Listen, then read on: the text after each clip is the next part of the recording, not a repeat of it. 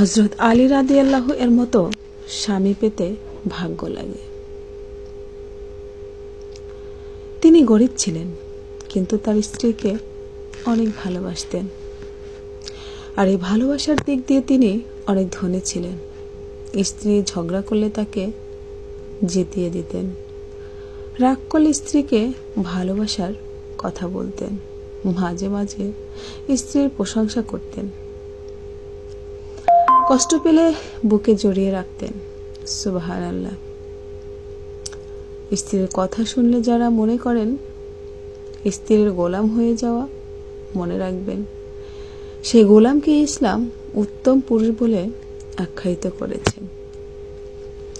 ইসলাম নারী পুরুষকে অনেক সম্মান দিয়েছে, পৃথিবীর বুকে এবং আখিরাতেও।